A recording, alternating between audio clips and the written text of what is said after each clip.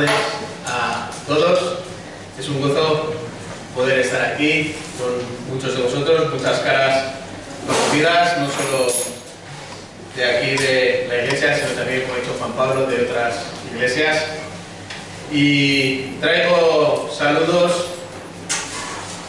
de los hermanos y también de los ancianos y pastores en Pontevedra, así que un saludo para todos. También traigo saludos en especial de mis padres.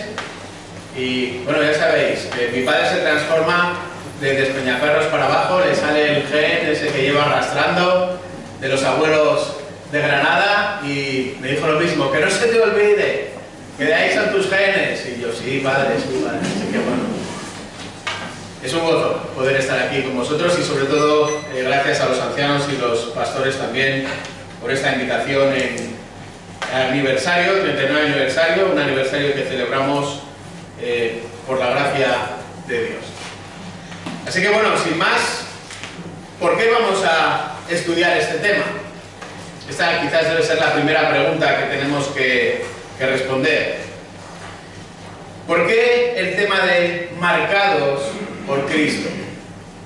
¿Por qué estudiar este tema en un aniversario? ¿Por qué estudiar este tema en una iglesia consolidada de ya casi 40 años? ¿Cómo se puede vivir a la luz de la obra de Cristo? ¿Cómo estoy viviendo a la luz de la obra de Cristo? Y si me permitís, vamos a intentar pensar y dar respuesta a estas preguntas a tres niveles, o desde tres niveles. ¿Cómo estoy viviendo yo? ¿Cómo estoy cuidando de mi familia? ¿Y cómo está viviendo también mi iglesia? Así que esas van a ser las tres líneas de aplicación que vamos a ir utilizando a lo largo de nuestro texto.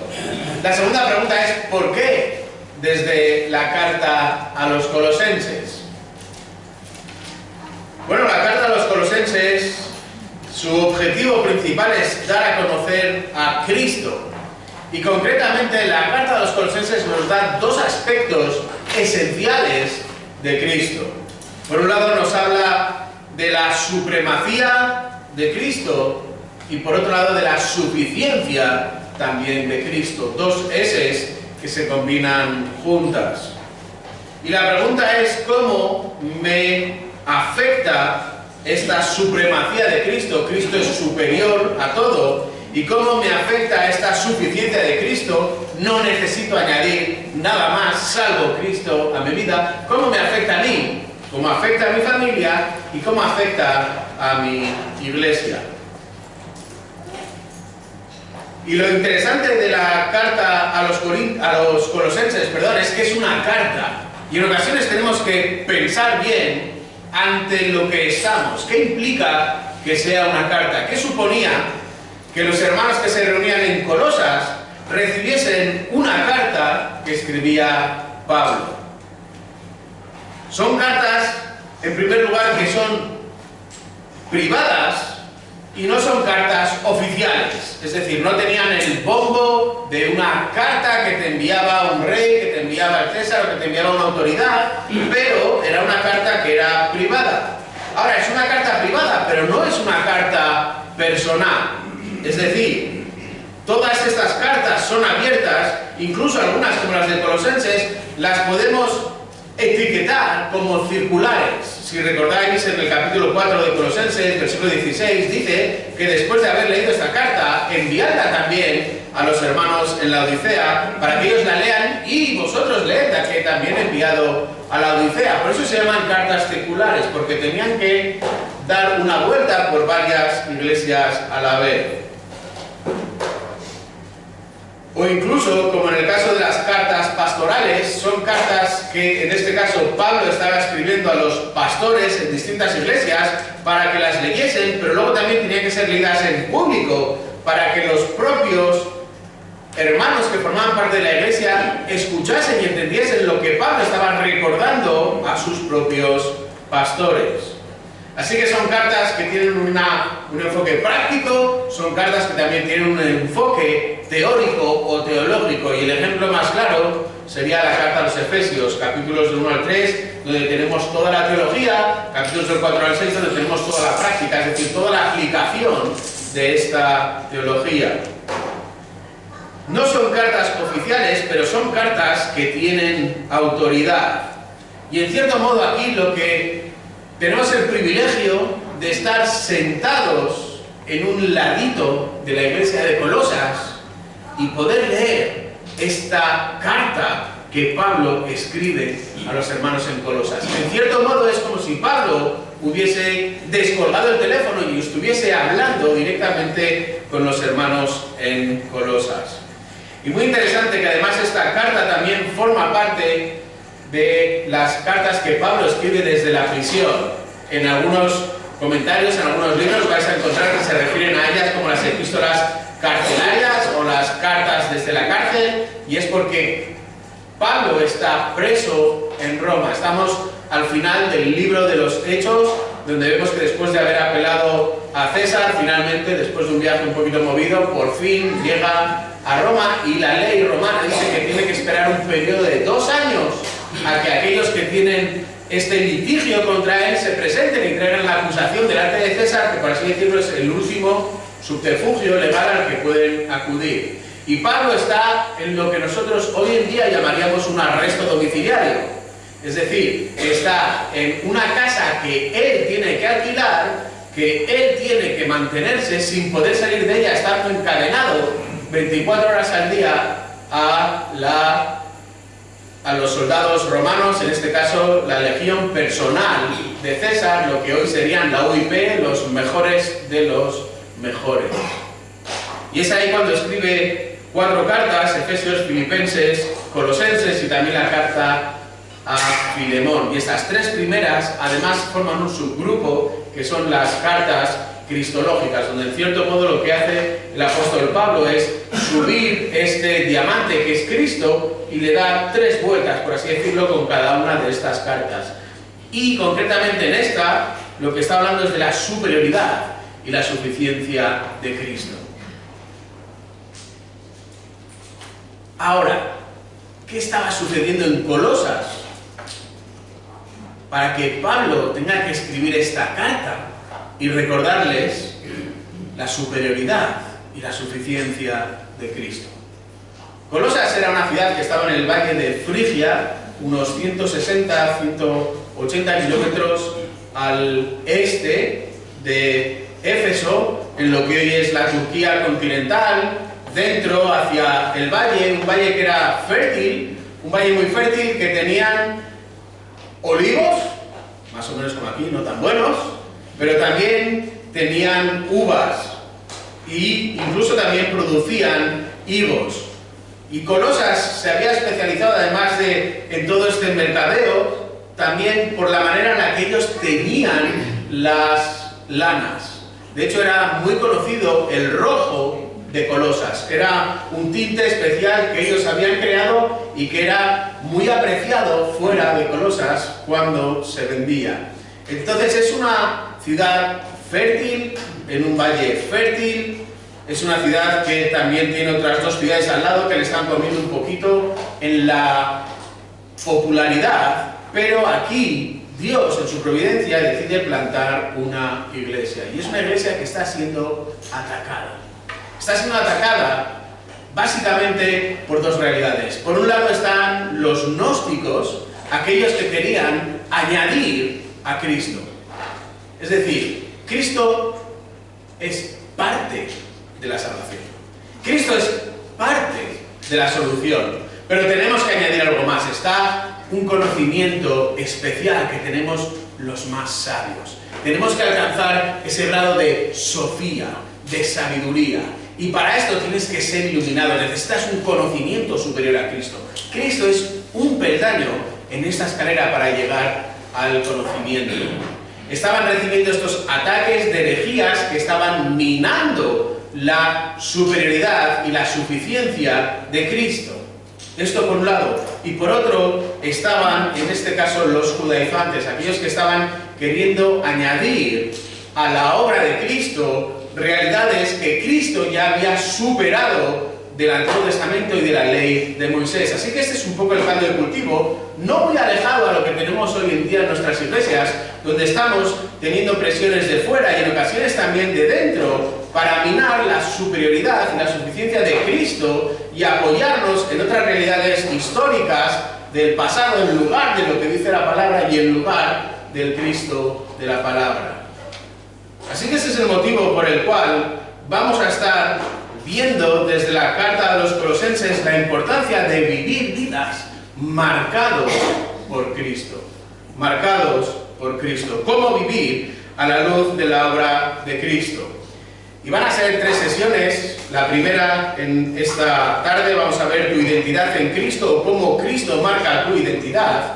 Y lo vamos a hacer de los versículos 21 y 23 del capítulo 1, y os voy a pedir que por favor vayáis ahí, si no estáis ya, Colosenses capítulo 1, versículos 21 al 23. Mañana, si Dios quiere, veremos tu reflejo de Cristo, o cómo Cristo marca tu vida y marca también tu ministerio. Y terminaremos, si Dios quiere, el domingo con tu testimonio en Cristo, o cómo Cristo marca tu testimonio. Y estamos en ese momento de la carta a los Colosenses donde Pablo está dándoles la teología necesaria para afirmar que Cristo es suficiente y que Cristo es superior. Capítulo 1, versículos de 1 al 14, ha dado los saludos iniciales, ha dado también una oración por ellos, y ahora desde el versículo 15 del capítulo 1 hasta el final del capítulo 2, Pablo va a afirmar estas dos realidades de una manera teórica que luego, a partir del capítulo 3 hasta el final del capítulo 4, les va a dar las pautas de cómo ponerlo en práctica.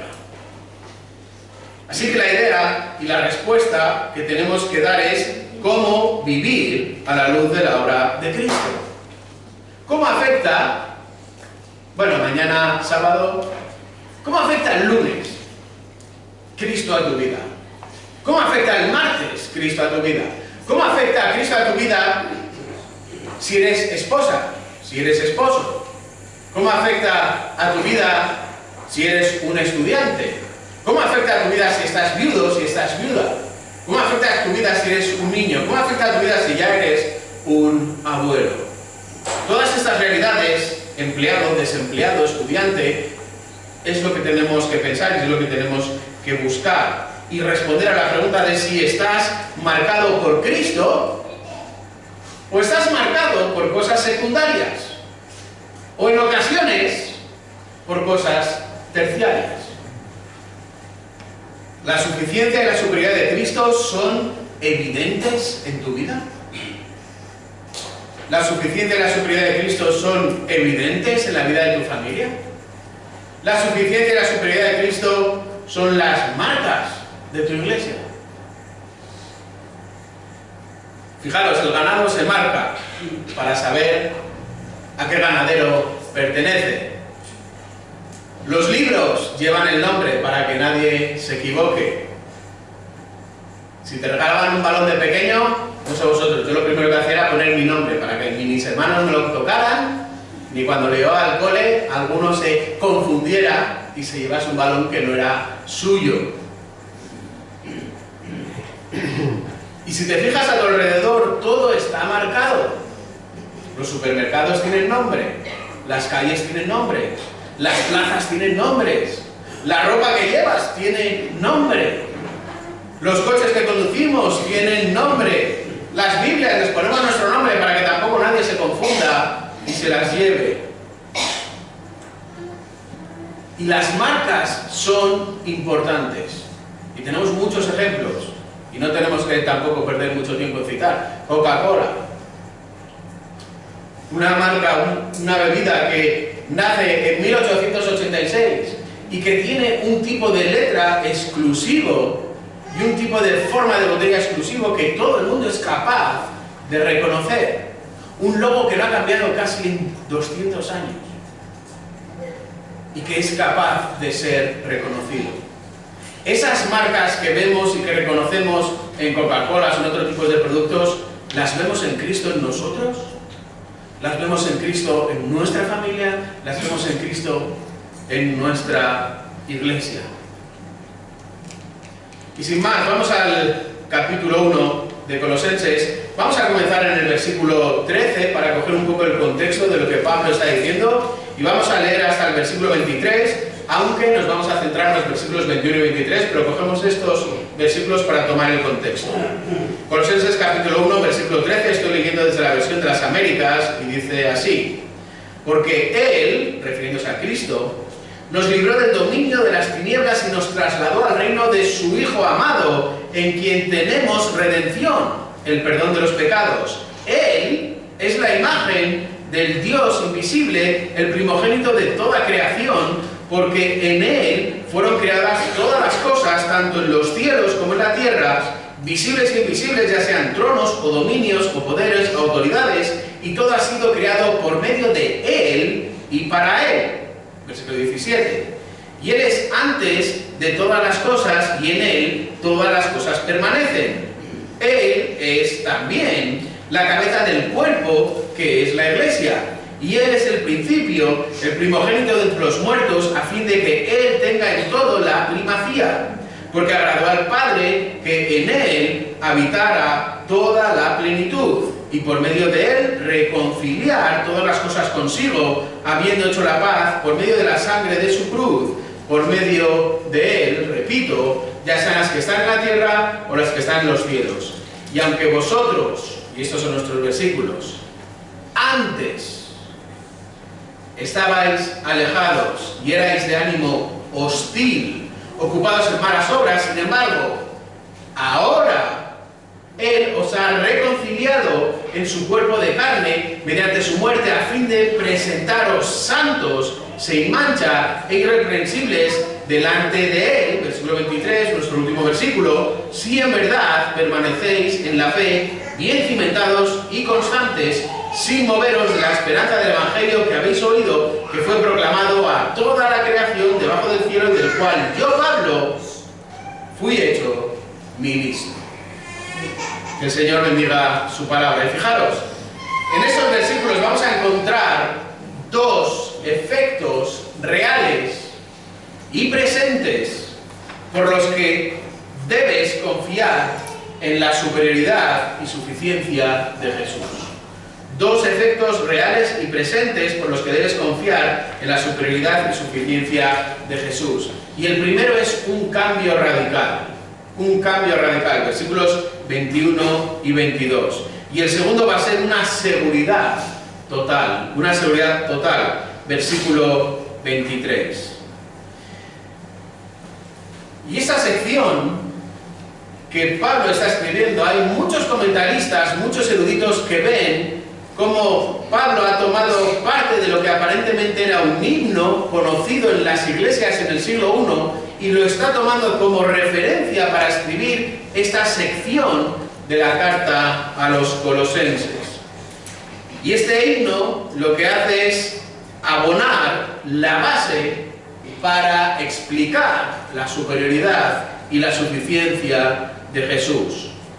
Y nos ha llevado, y por eso hemos leído desde el versículo 13, vamos a ver en los versículos 21 y 23 el final, la conclusión. Cómo Pablo aterriza el avión y coloca estas dos realidades, estos dos efectos delante de los colosenses.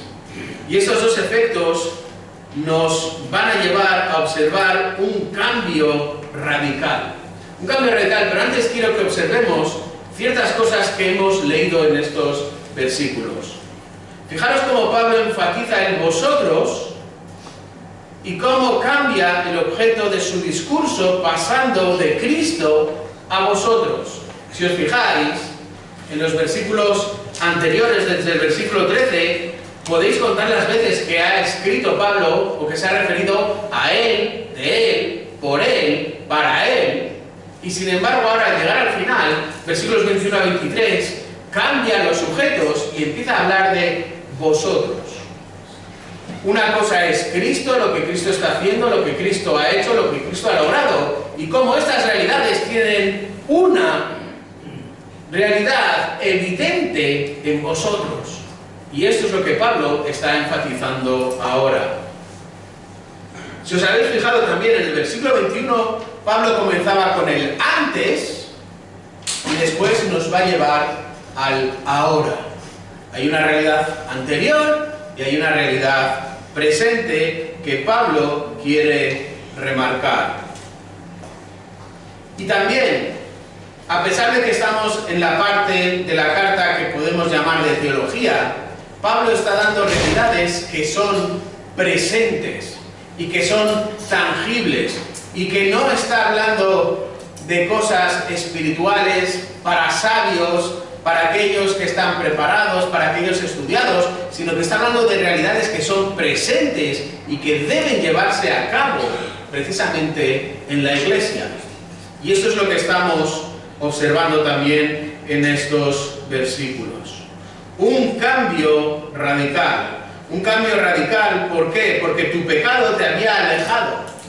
Eras totalmente hostil y además vivías en malas obras y sin embargo en Cristo, y esto es un resumen de lo que acabamos de ver, eres cambiado para llegar a ser una persona santa.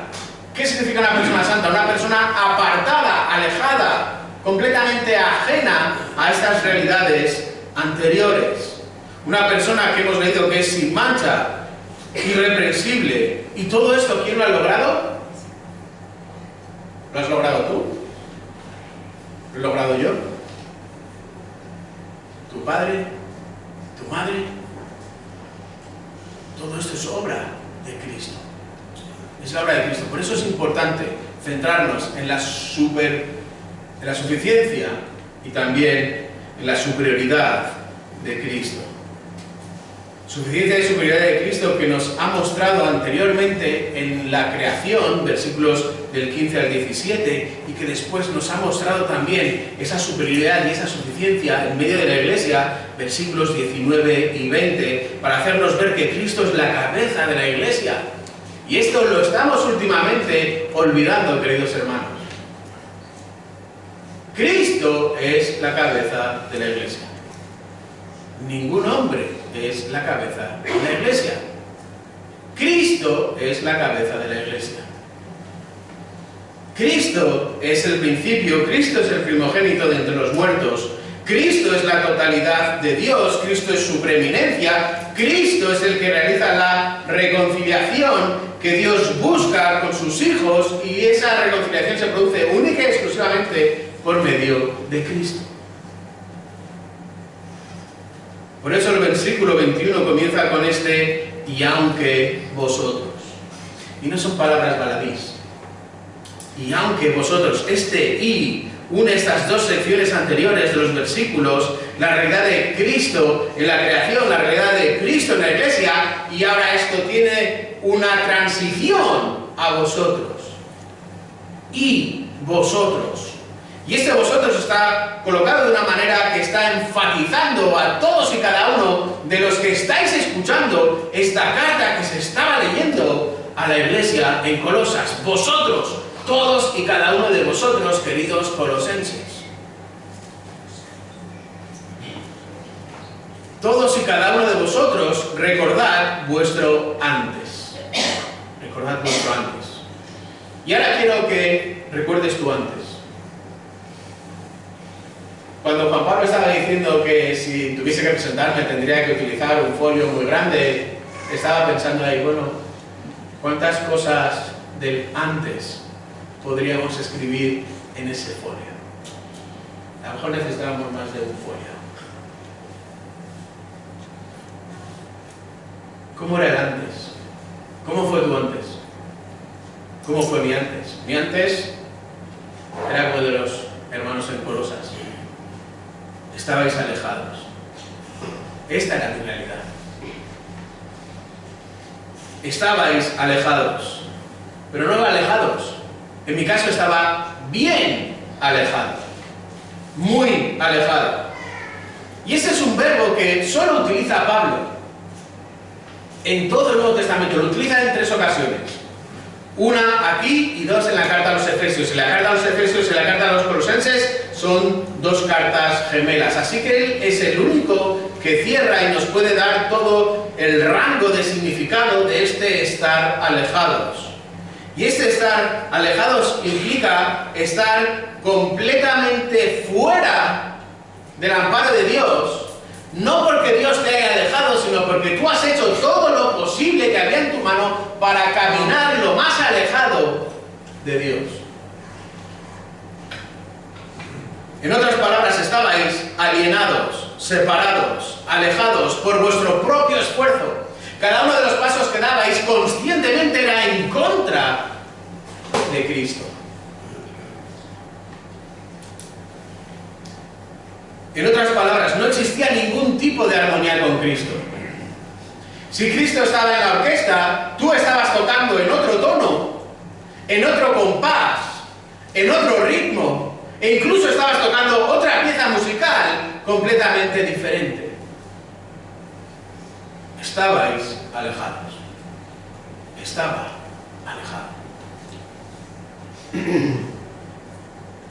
Y esta evidencia de estar alejado, Pablo la explica. Y erais de ánimo hostil. Y la idea es un enemigo declarado. Yo estaba tocando en otro tono, en otro compás, a otro ritmo y otra pieza musical, no por error, sino porque a mí me daba la gana. Porque ese era mi pecado y porque se manifestaba así. No había sido un descuido, que es que me había metido en la carpeta las partituras equivocadas, sino que conscientemente, en mi rebelión, estaba tocando a mi ritmo, a mi tono, a mi compás y la pieza que a mí me daba la gana. Erais de ánimo hostil.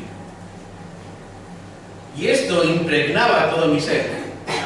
Impregnaba mi mente, impregnaba mi voluntad, impregnaba todos y cada uno de los pasos y de las cosas que hacía antes.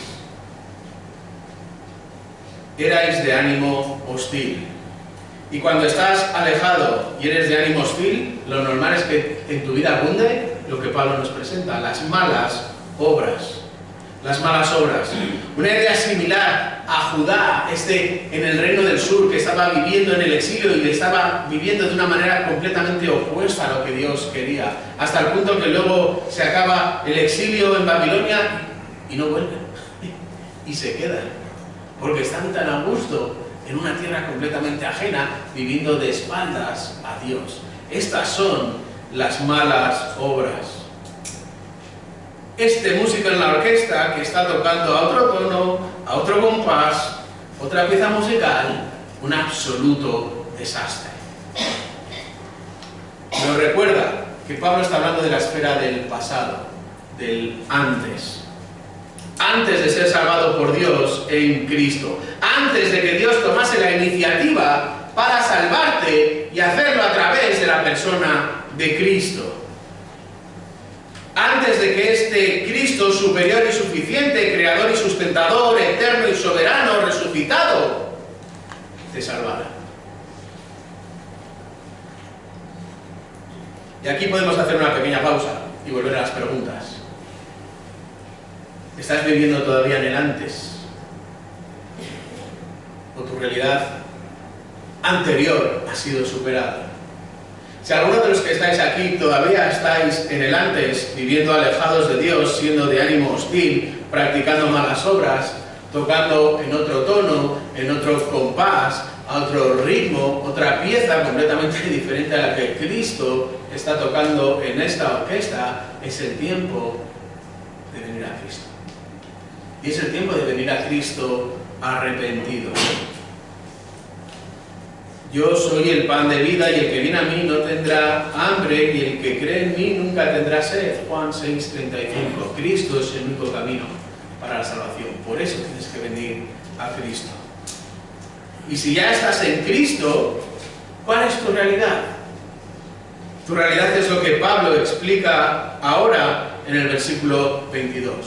Y lo hace con un contraste amplio, que comienza con un sin embargo. Sin embargo, ahora. Y Pablo lo que quiere es centrar tu mirada en el presente. fugazmente nos ha llevado a un pasado horrible para llevarnos ahora al presente, a este ahora. Ahora, versículo 22, Él os ha reconciliado en su cuerpo de carne mediante su muerte, a fin de presentarnos santos, sin mancha e irreprensibles delante de Él. Este es un cambio absoluto. Un cambio absoluto, un cambio radical. Un cambio absoluto, un cambio radical que comienza con un ¿quién? ¿Quién realiza este cambio? Y este cambio lo realiza Cristo. Y este cambio lo realiza Cristo con esta realidad que Pablo marca con un sin embargo, con un cambio de tercio, con una realidad totalmente distinta a este antes, marcado por el ahora, y donde Pablo nos dice que Él os ha reconciliado. Muy importante, yo no me reconcilié. Él me reconcilió en Cristo. Él me reconcilió en Cristo. Es una obra que Dios hace por medio de Cristo. ¿Por qué? Porque es Cristo quien te afina, quien te pone el compás, quien te da la pieza musical y quien te guía para que formes parte de la orquesta del ahora, a diferencia de lo que estabas haciendo antes. Por eso el hombre es el que recibe la obra que Dios hace en Cristo. Y esta reconciliación es algo tan absolutamente difícil de definir que Pablo hace algo que habitualmente realiza, que es inventarse palabras y unir prefijos a palabras ya existentes que no se habían unido nunca en el idioma. Y lo que nos está diciendo aquí con esta reconciliación es que has sido supra-reconciliado. Has sido súper reconciliado. Era tal tu negritud en el pasado que no simplemente has necesitado o he necesitado yo una reconciliación, sino una súper reconciliación. Una súper reconciliación. Una súper reconciliación que Dios realiza a través de Cristo y que yo recibo. Y no solo eso, sino que además nos dice que es un hecho consumado. Es una súper reconciliación en la cual yo no tengo nada que hacer, yo no tengo nada que añadir porque el producto es perfecto. Es un producto cerrado. No hay nada más que añadir. Así que la súper reconciliación de todas las cosas apunta además a estas realidades terrenales y espirituales en las cuales Cristo está actuando en los colosenses, en ti y en mí, ahora. De nuevo, Pablo no deja estas verdades espirituales colocadas en las esferas espirituales, sino que las está bajando al presente, las está bajando al aquí y el ahora. Acabamos de ver el quién, Cristo. Ahora, ¿cómo se logra esta súper reconciliación? Pablo se lo recuerda a los colosenses en su cuerpo de carne, mediante su muerte, refiriéndose a Cristo, es decir, por medio de la sangre de Cristo en la cruz, por medio de su muerte y la resurrección, de la que Pablo ya ha hablado anteriormente, como hemos leído en el versículo 18, o como hará un poco más adelante en el capítulo 2, versículos del 13 al 15. Es decir, es Cristo quien te super reconcilia, y lo hace ¿cómo? A través de su cuerpo y a través también de su muerte. ¿Y ahora con qué objetivo? ¿Cuál es el punto? ¿Para qué? Pablo lo expresa: a fin de presentarnos santos, sin mancha e irreprensibles delante de Él. ¿Y esto a nosotros a qué nos suena?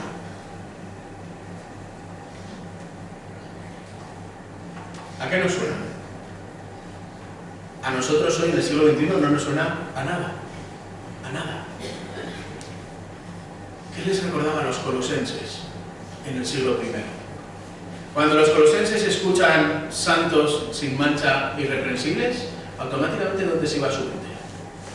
Su mente se iba al templo, a esos sacrificios de esos corderos santos, sin mancha e irreprensibles. Así que Pablo está uniendo la realidad de lo que apuntaba a todo el sistema sacrificial, esos miles y miles de corderos que tenían que ser sacrificados al uno que es sacrificado una sola vez y para siempre, destacando la superioridad y la suficiencia de Cristo. Está utilizando expresiones del Antiguo Testamento que los colosenses captaban a la primera y que nosotros, por la diferencia en el tiempo, no somos capaces de captar. Así que el objetivo es que tú seas presentado santo, sin mancha e irreprensible delante de Él. Y ese presentaros está recordando esta idea de pureza, de limpieza ceremonial que tenías que tener para poder presentarte, todo aquello que tenía que hacer el sumo sacerdote en la fiesta de la expiación, una vez al año, todos los rituales que tenía que hacer de lavamiento, y más vale que lo hiciese bien, porque iba a entrar al lugar santísimo donde estaba habitando Dios, y delante de un Dios que es 3 veces santo, no te la puedes jugar, porque acabarías muerto. La santidad de Dios es muy importante. Y eso es lo que les está recordando, esta limpieza de los sacerdotes. Esta misma realidad que, por ejemplo, Jesús utiliza en Lucas capítulo 17 cuando sana a estos 10 leprosos y los manda que se presenten limpios delante del sacerdote, porque es el sacerdote el que tiene que verificar su sanación. Así que vas a ser presentado delante de un Dios que es 3 veces santo, pero no lo vas a hacer vestido como estabas vestido en el antes, sino que lo vas a hacer como santo. Y esto es un eco del libro de Levíticos, esas ofrendas que eran santas, esas realidades, esos sacrificios que eran perfectos, que no podías presentar un animal que tuviese un daño, cojo, o que estuviese en mal estado. Esa santidad, ese sin mancha, esa ausencia de defecto que también encontramos en Éxodo 28:1, por ejemplo, cuando está hablando del novillo y los carneros, que tenían que ser sin defecto. Y por último habla de irreprensibles, santos, sin mancha e irreprensibles. Irreprensibles es un poco la suma de los dos anteriores. Irreprensible es este término judicial, y aquí Pablo cambia un poquito. Cuando te vas a presentar delante del juez de jueces y de antemano sabes que te va a decir que eres inocente. Inocente, pero no en tus méritos, sino en los méritos de ¿quién? De Cristo. En los méritos de Cristo. Y los colosenses entendían el uso de estas palabras y su conexión con el sistema sacrificial del Antiguo Testamento, ese cordero con mayúsculas que sustituye a los miles de corderos para poder presentarte como inocente, vestido de una inocencia que no es tuya, sino que Dios mismo te da por medio de su Hijo Cristo, poder presentarte delante del Dios que es 3 veces santo.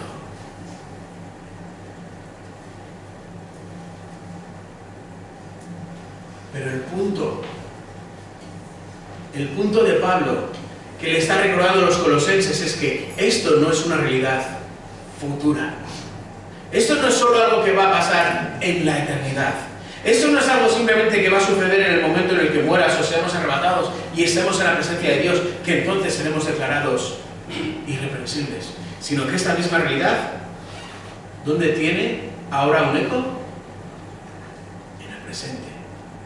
Ahora, queridos colosenses, ahora podéis disfrutar de presentaros santos, sin mancha e irreprensibles. Esta super reconciliación está en marcha y te afecta a ti. Ahora puedes estar en la presencia de Dios. Y puedes estar en la presencia de Dios, puedes presentarte santo, sin mancha e irreprensible a través de Cristo. Y esto tiene una realidad en el presente. Romanos 8, Pablo también lo entendió, versículo 33. ¿Quién acusará a los escogidos de Dios si Dios es el que justifica? Y la respuesta es obvia. Nadie. Por eso ahora no hay ningún reproche que pueda hacerse contra los que Dios ha supra reconciliado consigo mismo a través de Cristo. ¿Y por qué es esto importante? Porque nadie te puede quitar esta tostada. Nadie te puede voltear esta realidad. Supra reconciliado en el presente, ahora en Cristo. Nadie. Y no solo eso, sino que eso también te ayuda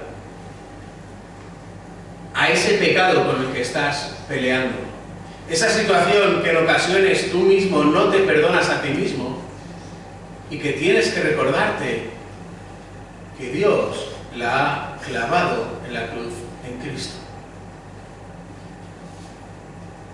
Y ese caminar en ocasiones clueco que tenemos, que parecemos Ricky Martin, un pasito para adelante María, un pasito para atrás, pero que nos anima a seguir caminando adelante en el ahora. ¿Por qué? Porque estás reconciliado, sin mancha, santo, irreprensible. Aunque haya de vez en cuando alguna caída, y estas caídas no son la norma en nuestras vidas, podemos tener esa tranquilidad de que ahora estamos súper reconciliados con Dios por medio de Cristo. Y esto nos tiene que llevar a predicar el Evangelio. Ahora más que nunca, el mensaje que cada creyente tiene que predicar, que cada púlpito tiene que proclamar, que cada persona tiene que predicar en su familia, en su iglesia, en el lugar en el que está trabajando, en el lugar donde está estudiando, en el lugar donde se maneja, donde vive, es el Evangelio, porque solo el Evangelio de Cristo tiene esta capacidad de super reconciliar al mayor pecador con el Dios que es 3 veces santo por medio de Cristo. Y estamos utilizando los púlpitos para predicar otro tipo de sonseras, de tonterías,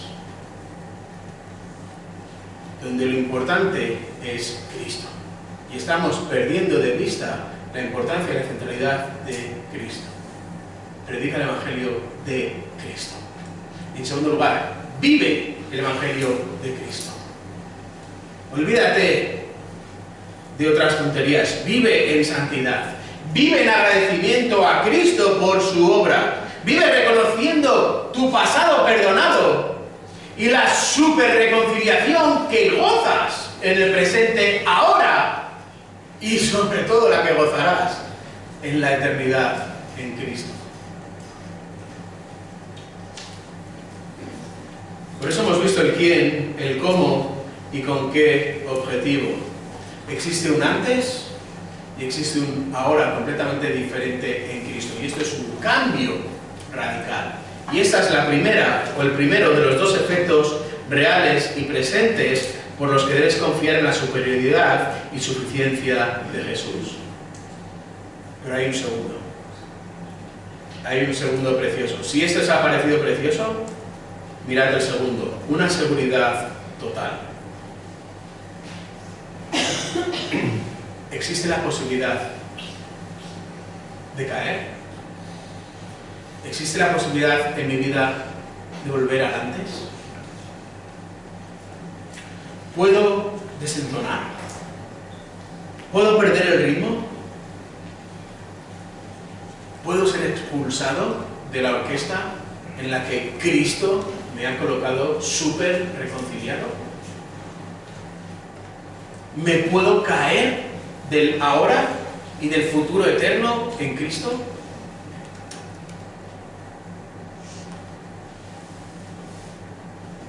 Puede que me hayan dado gato por liebre y que yo piense que estoy marcado por Cristo y realmente no lo esté. Y esto es lo que Pablo explica en el versículo 23. Versículo 23. Si en verdad permanecéis en la fe bien cimentados y constantes, sin moveros de la esperanza del Evangelio que habéis oído, que fue proclamado a toda la creación debajo del cielo y del cual yo, Pablo, fui hecho ministro. Y esto es una frase que se podría traducir mejor con un puesto que. Puesto que. Y fijaros cómo Pablo está utilizando un lado positivo y un lado negativo. El lado positivo, puesto que en verdad permanecéis en la fe bien cimentados y constantes. Y el lado negativo, puesto que sin moveros de la esperanza del Evangelio que habéis oído. Y fijaros como Pablo aquí no está diciendo que puede que exista la posibilidad de caer y de volver al antes. Esto es una falsedad. Si Dios te ha super reconciliado en Cristo, no puedes caerte de la salvación. La salvación no se pierde. Entre otras cosas porque no la ganas tú, porque la gana Cristo. Por eso no se puede perder.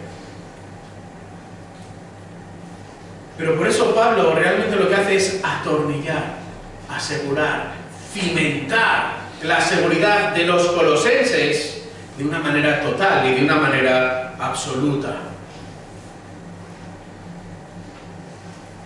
En otras palabras, lo estáis haciendo bien y lo seguiréis haciendo bien hasta llegar a la meta. Por eso permanecéis bien cimentados y constantes. Y la idea es de preservación, es de conservación. Un edificio que está bien cimentado es un edificio que va a aguantar. Y esta es la idea, esta preservación, esta conservación de los santos, porque este proceso por el cual somos guardados en un estado de gracia es algo que es llevado por medio de Dios a través de Cristo. Cristo no solo te super reconcilia, sino que Cristo además te mantiene. Cristo te cimenta. Cristo te ancla. Cristo te atornilla. Se trata del paso que Dios lleva a cabo por medio de Cristo al vivificar nuestras almas de esta muerte espiritual en el antes a la realidad del ahora, y especialmente también a la realidad del futuro. Y por eso llamamos a esta iniciativa divina el punto de inicio. La victoria no está en nuestra capacidad, sino en la obra de Dios a través de Cristo, por medio de esa fuerza del Espíritu Santo que pone en cada uno de aquellos que fueron elegidos por el Padre y redimidos por Cristo. Y hay muchos versículos que nos dicen y nos aseguran y nos confirman que la obra que el Padre comienza es la obra que el Padre termina hasta el final. Romanos 8, Romanos 6, Romanos 11, Romanos 14, Juan 6, Juan 5, Juan 4, Juan 10, Juan 14, Filipenses 1, Filipenses 3, 1 Juan 5, Hebreos 10, Hebreos 7, 2 Timoteo 4, Efesios 1, Efesios 4, Jeremías 31, Jeremías 32, el Salmo 23, el Salmo 1, el Salmo 34, 92, 125, Ezequiel 11, etcétera, etcétera. Y ahí está la promesa de Dios, de lo que Él empieza en nosotros, tiene la intención de terminar.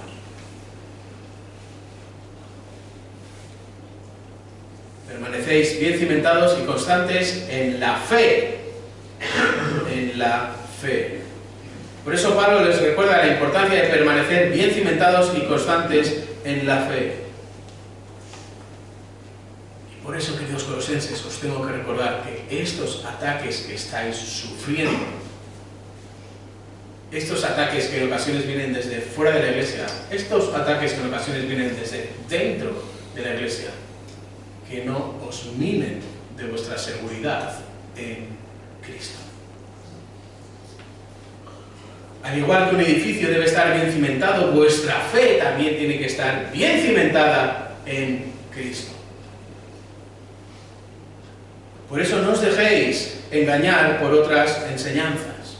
No os dejéis embaucar por otros acentos que finalmente están colocados en la carne y no en Cristo. No os dejéis embaucar por aquellos que ponen su esperanza en la historia. Es que nosotros venimos de... En el pedigrí es que yo soy cuarta, quinta, sexta generación de creyentes. En nuestra historia, no permitas que nada corrompa el cimiento establecido en Cristo. No permitas que nadie corrompa el cimiento establecido en Cristo en tu vida. No permitas que nadie corrompa el cimiento establecido en tu familia. No permitas que nadie corrompa el cimiento establecido en Cristo en tu iglesia. ¿Por qué? Porque solo hay unidad en Cristo. Si Cristo no es el cimiento, toda la unidad que logres será una unidad artificial. Y tal como vino, seguirá. La única unidad que tiene promesa y que va a llegar hasta la eternidad y que tiene efectos en el presente ahora es Cristo. ¿Por qué? Porque Cristo es superior y porque Cristo es suficiente. Toda la unidad fuera de Cristo es un desastre. Un desastre. Es artificial. Y esto es lo que Pablo presenta. La seguridad. Esta primera idea en positivo que ahora refuerza al estilo judío con la misma idea, pero en negativo. Sin moveros de la esperanza del Evangelio que habéis oído, que fue proclamado a toda la creación debajo del cielo. Y esta es la segunda parte de la proposición, la negativa, aunque contiene la misma idea. Comienza diciendo sin moveros, es decir, sin estar moviéndoos continuamente. Sin poner hoy el cemento aquí, o el cimiento allí, o ahora en otro lado, o ahora viene un iluminado y nos hace ver que no, que tenemos que volver a estas prácticas de aquí o a las prácticas de allá. No, el cimiento es Cristo. Sin moveros. Cristo es la base del Evangelio. Cristo es la base de la fe del Evangelio. Cristo es el cimiento, Cristo es el creador, es el sustentador, el soberano, el eterno, el resucitado, el supra-redentor. Esta es la base y no hay nada más que añadir. Y aquí es donde venía la presión a la iglesia en Colosas. Y aquí es donde está viniendo la presión a la iglesia hoy, en el siglo XXI, en España. ¿Tu cimiento va a estar en Cristo? ¿O vas a empezar a añadir otros cimientos? ¿O vas a mover el péndulo de ese cimiento y vas a empezar a colocarlo en distintos sitios? ¿Vas a poner una vela a Satanás y vas a poner una vela a Dios? ¿Alguna funcionará? ¿Dónde estás colocado? ¿Dónde estás colocando tu cimiento? ¿Dónde estás colocando el cimiento de tu familia? ¿Dónde estás colocando el cimiento de tu iglesia?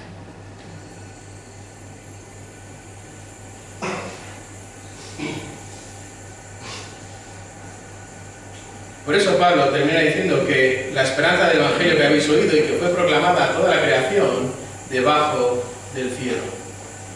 Es el Evangelio que ha sido expuesto por todo el mundo conocido, como nos dice en Colosenses capítulo 1, versículo 6. Porque en el momento en el que Pablo escribe, recordad que aunque está encarcelado en Roma, en este arresto domiciliario, cuando está escribiendo esta carta, probablemente entre el año 60-62, la iglesia ya conoce la carta que escribe Santiago. La iglesia ya es conocedora también de la carta a los Gálatas. La iglesia ya conoce la primera y la segunda carta a los tesalonicenses. La iglesia ya conoce también la primera y la segunda carta a los corintios. La iglesia ya conoce Romanos, Efesios, Filipenses, Filemón y muy probablemente también el libro de Hechos. Porque han sido escritos todos antes de que Pablo escribiese la carta a los colosenses. Así que el Evangelio ha recorrido ya buena parte del mundo conocido. Dios ha utilizado de una manera soberana a sus apóstoles, aquellos que después sus apóstoles formaron, para que el Evangelio corra por todo el mundo conocido.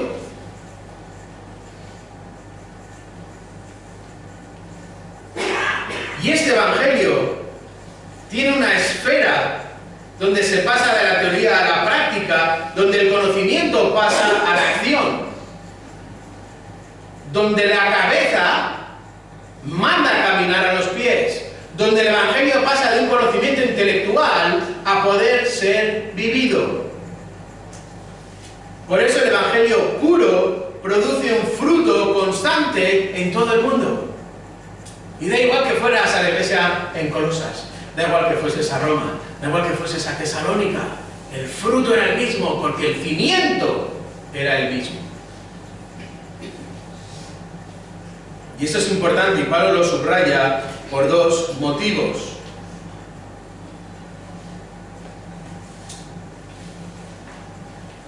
Porque el Evangelio aguado, el Evangelio descafeinado, el Evangelio editado, El Evangelio donde Cristo no es la base, nunca va a producir los efectos del Evangelio de Cristo. Nunca. El Evangelio puro produce crecimiento. ¿Qué produce el Evangelio falso? ¿Qué produce la herejía de que Cristo no es suficiente? De que necesitas añadir el paganismo a tu vida, de que necesitas añadir el judaísmo a tu vida, que necesitas un conocimiento superior. ¿Qué produce eso? El antes. ¿Qué produce el Evangelio? El ahora. Una diferencia abismal en Cristo. Una diferencia abismal, tan grande que Pablo dedicó toda su vida, todos sus esfuerzos, y le costó incluso también su propia vida a predicar este Evangelio. Este Evangelio del cual fui hecho ministro. Pablo entendió la superioridad del Evangelio de Cristo hasta el punto de derramar su propia vida como una ofrenda por este Evangelio, dándonos un ejemplo muy importante a todos y cada uno de nosotros. En la medida del don que Dios te haya dado, sea como obrero a pleno tiempo, sea como anciano, como pastor, sea como grupo de alabanza, sea con multimedia, sea en la escuela dominical, sea abriendo o cerrando la puerta, sea asistiendo, sea como padre, sea como madre, sea como hijo, sea como trabajador por cuenta ajena, como empresario, de cualquier manera, en el estado civil en el que estés, predica el Evangelio de Cristo.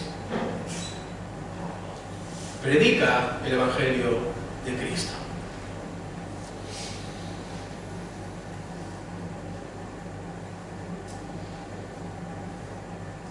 Y es que solo hay un Evangelio que tiene una validez permanente.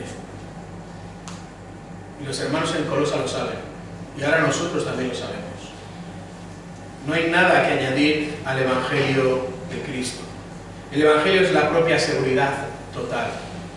El Evangelio trae la seguridad total. El fruto que trae el Evangelio es evidente, total y absoluto. Y es el que produce ese cambio radical que hemos visto en el punto 1. Por eso, si estás cimentado en el Evangelio puro, en el Evangelio de la gracia, sin obras, donde solo Cristo es superior y suficiente, no añadas nada a Cristo, no añadas nada a su palabra, no quites nada de Cristo, no quites nada de su palabra, y de esa manera tendrás la sobriedad absoluta y total que acabamos de ver. Y fijaros, ¿qué implicaciones tiene esto en nuestra vida? ¿Qué implicaciones tiene esta realidad que acabamos de observar, estas dos realidades en tu día a día? ¿Cómo afecta esto tu martes, tu miércoles, tu jueves? ¿Cómo afecta esto cuando estés en casa? ¿Cómo afecta esto cuando estés paseando con tu mujer o con tus hijos o en el parque o tomando algo fresco? En primer lugar, en medio de los ataques de falsos y de corrientes ajenas a la palabra, no olvides que puedes abrazar el Evangelio de Cristo. ¿Por qué? Porque el Evangelio ha cambiado tu vida radicalmente y te da una seguridad absoluta. Y esto lo hace solo el Evangelio de Cristo. Por lo tanto, obedece el Evangelio. Enseña el Evangelio a tu familia. Que tu iglesia sea una iglesia conocida no por sus 39 años, sino porque es una iglesia que está cimentada en el Evangelio de Cristo.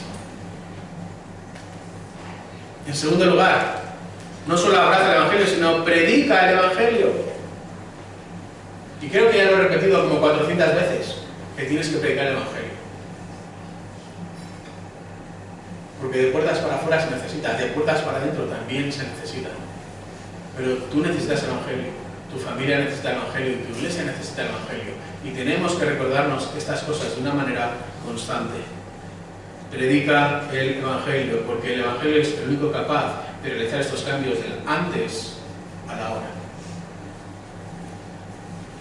Y por último, si has gozado de esta realidad de la super reconciliación en Cristo, no te olvides de alabar a Dios por la obra en Cristo. Porque entre otras cosas, en ocasiones tendemos a pensar que lo mejor de la obra de Dios en la salvación a mí mismo es la salvación que yo he recibido. Y eso no es el punto. El punto es que Cristo ha dado gloria a Dios por medio de mi salvación. No confundas los acentos. No te coloques en un podium que no te corresponde. alaba a Dios por la obra de Cristo, obedece el Evangelio y sea un faro de la gracia, sea un faro del Evangelio de Dios en Cristo. Y mañana veremos cómo además Cristo no solo marca tu identidad, sino que además también va a marcar tu vida y tu ministerio. Y lo veremos con los versículos siguientes. Vamos a orar. Padre, gracias por estos dos efectos reales y presentes, por los que nos ayudan a confiar en la superioridad y suficiencia de Cristo. Gracias por ese cambio radical, este antes y este después en Cristo, y gracias también por una seguridad total y absoluta también en Cristo. Gracias por esta gracia, esta misericordia, este amor incondicional, este favor inmerecido, esta fidelidad de Dios a sus pactos, que salva y lo hace eternamente. Y gracias por recordarnos que no tiene sentido añadir a Cristo.